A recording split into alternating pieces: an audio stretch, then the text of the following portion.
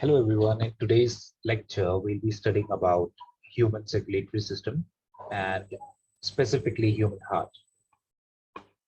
Let's start it. There are a few things which are very important when it comes to heart. It is the very first lecture, human heart physiology. If we look to the human heart, it is placed in the mediastinum cavity and just behind to the sternum. The location is between lungs and it is slightly tilted towards left. When it comes to its origination, it is mesodermal in origin, mesodermal origin structure. Overall, there are four different chambers. Two chambers, they are specifically for the deoxygenated blood, that is right atrium and right ventricle. And for oxygenated blood, there are specifically again two chambers, left atrium and left ventricle. In human, the heart four chambers, all the two oxygenated and deoxygenated blood, they are completely separated. There is no intermixing of blood that occur. So let's first start from external point of view. The heart has two membranous bag structures, two membranous layers around it, and these are pericardial layers. And between the pericardial layer, there is a fluid-filled cavity called pericardium. Pericardial fluid is present between the two layers. Next, let's first start about the right atrium and then right ventricle. The deoxygenated blood flows through the superior vena cava and inferior vena cava. These are the largest veins of the body, and they are further connected to the right atrium part. So from superior vena cava and from the inferior vena cava, from both the directions, the deoxygenated blood comes into the right atrium.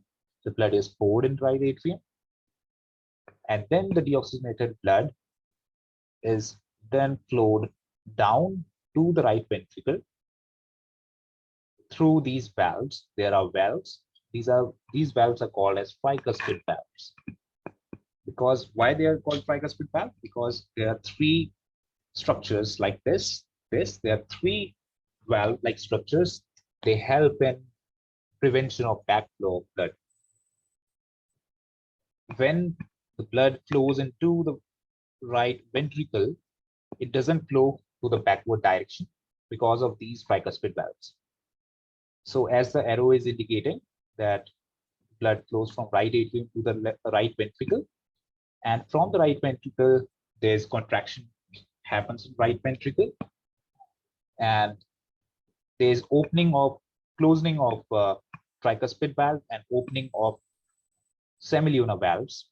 These are called as semilunar valves because of its shape. It looks like half moon, but its original name is pulmonary valve.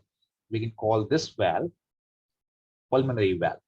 Pulmonary valve opens, and ultimately the deoxygenated blood flows through these pulmonary valves and further reaches to the pulmonary arteries to the lungs. Okay, arteries are the, you can say, blood capillaries that take the blood from heart, away from the heart towards lungs.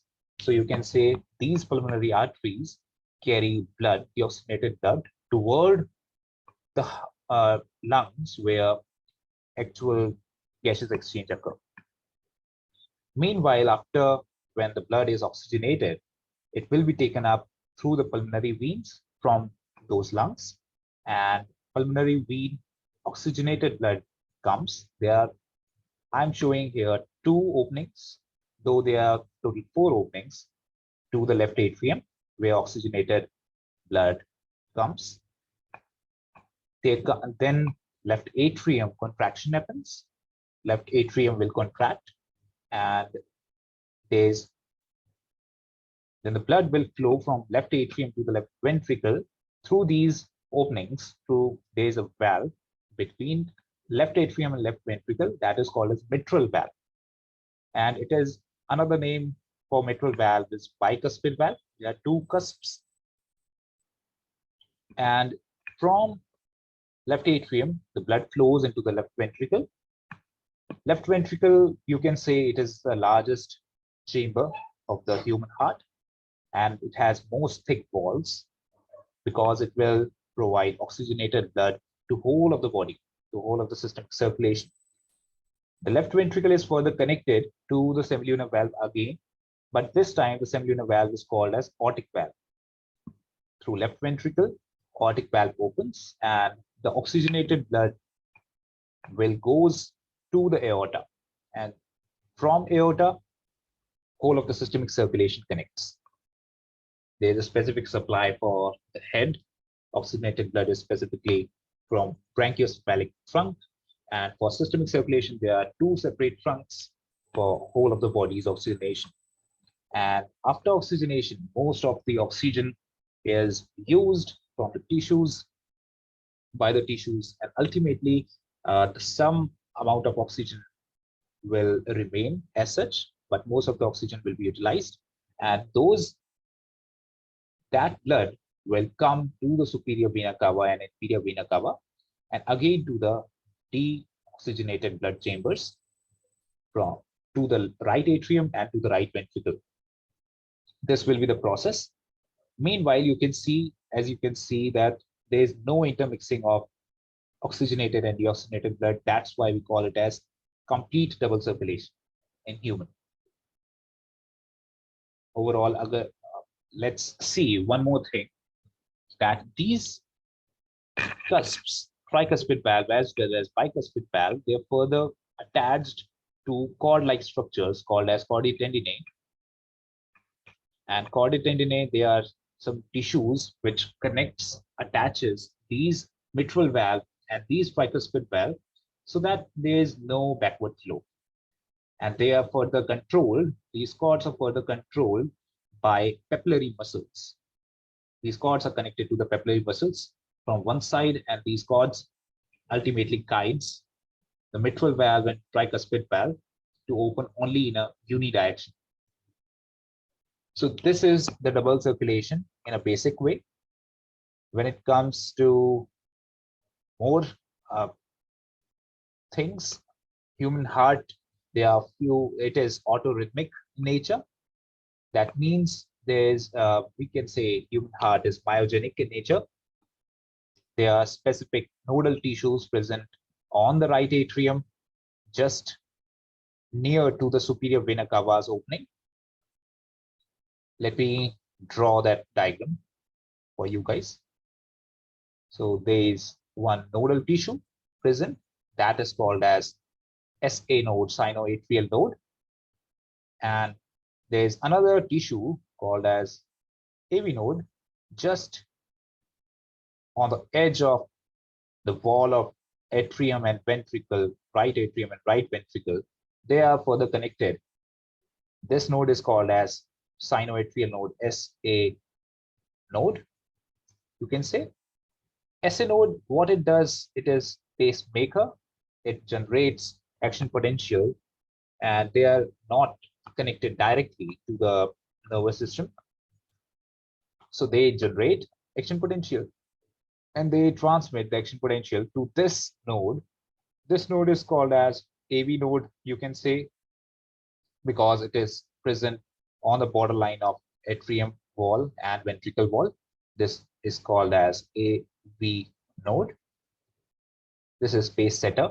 It increases the pace, and further they are transmitted to a bundle called, this action potential is sent to the bundle called AV bundle or bundle of His, and from bundle of His it is further bifurcated to individual Purkinje fibers. There are two Purkinje, there are two left and right bundles, and from there action potential reaches to the apex of heart. This portion, this triangular portion, is called as apex of heart. Action potential reaches everywhere and the muscle contraction happens. The muscle in heart is cardiac muscle, and these muscles are autorhythmic in nature, and they are controlled by these nodes: the sinoatrial node, AV node, bundle of His, left and right bundles, and then finally Purkinje fibers.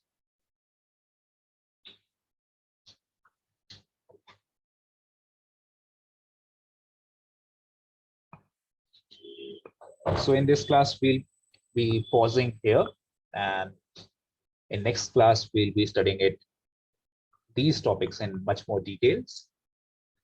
Pulmonary veins, I am again just summarizing all these facts. Heart is located in the mediastinum cavity between the left and right lung, just beneath to the sternum, and it is slightly shifted to the left side. It is fist shaped. This is the size of human heart. You can say it is mesodermally derived organ. I am mentioning all the points here. Mesodermally derived organ.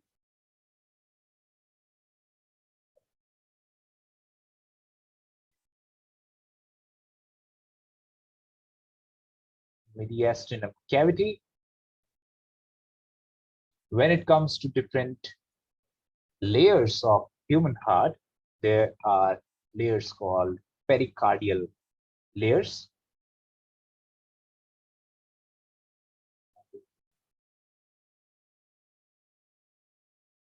Pericardial membranes.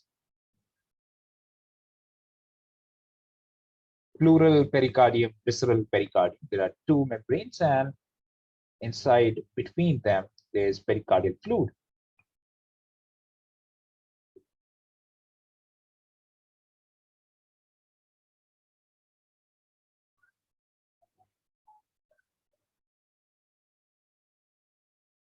Okay, and as you know that chordae tendineae, they attaches to the tricuspid valve and bicuspid valve and regulate their backflow, control their backflow, and they are further connected to the papillary muscles.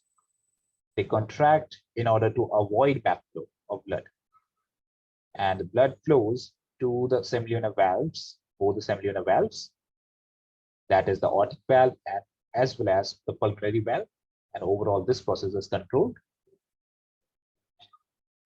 So we have already winded up all the topic of basic double circulation of human heart. In the next class, we'll be studying about cardiac cycle, the major conducting tissues in detail, how they conducted, and specifically, if we can say that type of circulation, there's double circulation, pulmonary circulation, as well as aortic circulation. There are two basic circulation types. Cardiac cycle is very important in this. Let's study them in next class, okay?